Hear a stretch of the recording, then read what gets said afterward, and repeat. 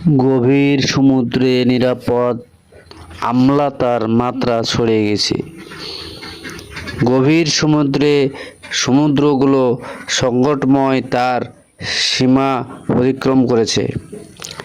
200 metre বা 656 foot নিচের প্রায় 2/3 সমুদ্র ও তার উপরের প্রায় অর্ধেকই নিরাপদ আমলাতার অ্যাসিডিটি মাত্রা ছড়িয়ে গেছে। এটি সমুদ্রগুলোর পৃষ্ঠতলের জন্য খাদ্য ও অক্সিজেন সরবরাহের সক্ষমতাকে বিপন্ন করে তুলেছে। গত সোমবার গ্লোবাল চেঞ্জ বায়োলজি জার্নালে প্রকাশিত একটি বায়োলজি গবেষণায় এসব তথ্য উঠে এসেছে। যুক্তরাজ্যের প্লাইমাউথ মেরিন ল্যাবরেটরির পিএমএল বিজ্ঞান পরিচালক স্টিভ উইডিকম্বে এটিকে মেরিন বাস্তুতন্ত্র ও উপকূলীয় অর্থনীতির জন্য একটি টাইম বোমা হিসেবে আখ্যায়িত করেছেন। এই গবেষণায় আংশিক অধ্যয়ন করেছে আমেরিকার জাতীয় মহাসাগর ও বায়ুমণ্ডল প্রশাসন NOAA। প্রতিষ্ঠানটি জলবায়ু পরিবর্তন ও তদন্তে তার ভূমিকার কারণে ট্রাম্পের হোয়াইট হাউস কর্তৃপক্ষের দ্বারা তহবিলের কঠোর কাটছাঁটের লক্ষ্যবস্তুতে পরিণত হয়েছে। গবেষণায় দেখা গেছে গভীর পানিতে পশ্চিম উত্তর আমেরিকার উপকূলে ঘটেছে, যা বিস্তৃত কাঁকড়া, স্যালমন মাছ ধরার ক্ষেত্রে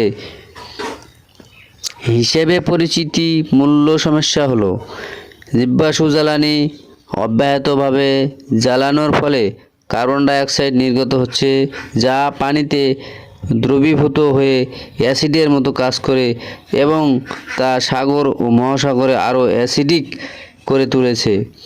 যদিও বিষয়টি নিয়ে বিজ্ঞানীরা দীর্ঘদিন ধরে সতর্ক করে আসছেন, অন্যভাবে বলতে গেলে এটি সাগরকে কম ক্ষারীয় করে তুলেছে, যার অর্থ হলো প্রবাল ও ক্লামসের মতো প্রজাতির বাসযোগ্য পরিবেশ নষ্ট হচ্ছে।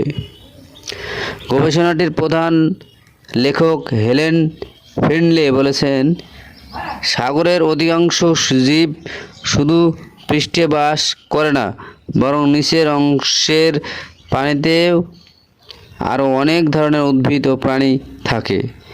যেহেতু এই গভীর পানি এতটাই পরিবর্তিত হচ্ছে, এর ফলে সাগরের অ্যাসিডিটির প্রভাব আমরা যতটা ভাবতাম তার চেয়ে অনেক বেশি ক্ষতিকর হতে পারে।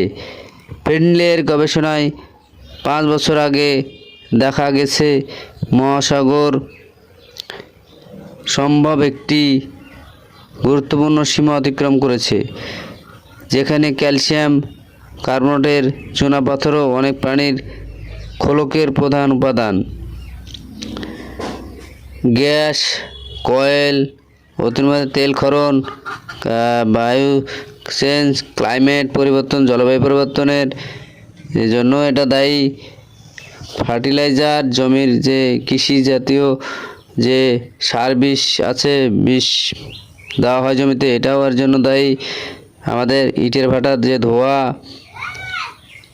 অনেক কিছু এর জন্য দায়ী, যা চুনাপাথর অনেক পানির খোলকের প্রধান উপাদান। মাত্রা শিল্পকালের আগের স্তরের চেয়ে 20% বেশি কমে গেছে এবং প্লাস্টিক বর্জ্য এবং অন্যান্য বর্জ্য যে সব সমুদ্রে নদীর মাধ্যমে যাচ্ছে, এটাও এর জন্য দায়ী। যদি একটি সঠিক হয়, তাহলে এর অর্থ হলো পৃথিবী তার বাস্তুতন্ত্র রক্ষার জন্য প্রয়োজনীয় 9টি গ্রহীয় সীমানার মধ্যে 7টি পার করে ফেলেছে, যা গত বছরে Potsdam institute for climate change এর জন্য দায়ী।